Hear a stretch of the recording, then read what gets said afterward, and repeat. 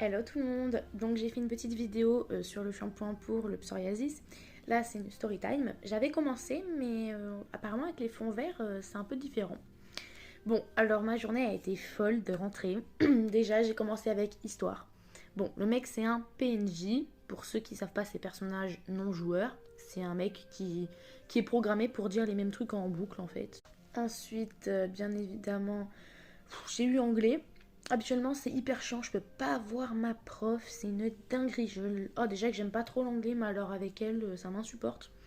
Mais là, ça va parce qu'on regarde un film sur la ségrégation. C'est plutôt intéressant. Elle est en français et tout, donc ça va.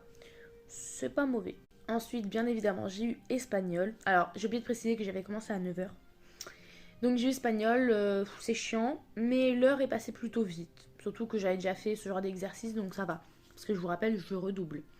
Voilà. Après, bien sûr, je suis rentrée chez moi à midi parce que je suis externe, comme l'année dernière. Je suis revenue pour avoir art plastique. Donc, comme vous le savez, je travaille sur la pédophilie.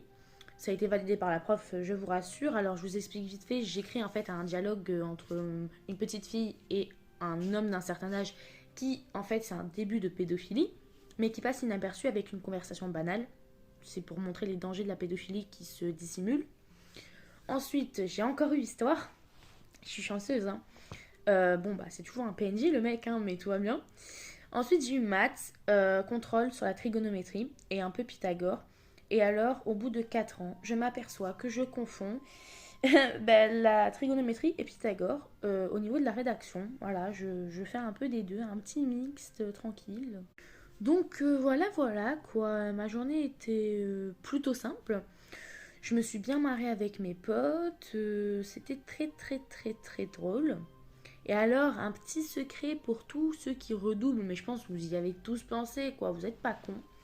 C'est que, bon, vous savez que j'ai gardé mes cahiers l'année dernière. Là, on va travailler en physique-chimie sur les électrons, les atomes, tout ça. On avait une activité à faire là-dessus. J'ai essayé de la faire. J'ai un peu galéré et tout. Alors, je me suis dit, ben, je vais prendre l'activité de l'année dernière. Je vais recopier exactement ce que j'ai fait. Comme ça, j'aurai une bonne note. Certains pourraient voir ça comme de la triche, mais théoriquement, c'est pas de la triche. J'ai fait mon travail, ça remonte juste à l'année dernière. Je le recopie un petit peu plus proprement et je le donne à mon professeur. Je vous montre un petit peu mon chat que vous avez vu déjà dans votre vidéo avant de quitter. Donc voilà, ce n'est pas du tout de la triche, hein, je vous rassure. J'avais eu un 8 sur 10 en faisant les 6 questions sur 7. Là, j'ai fait les 7 questions. Bah, j'espère avoir un 10.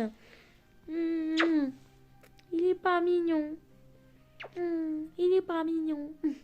Je vous souhaite une bonne rentrée et bonne chance.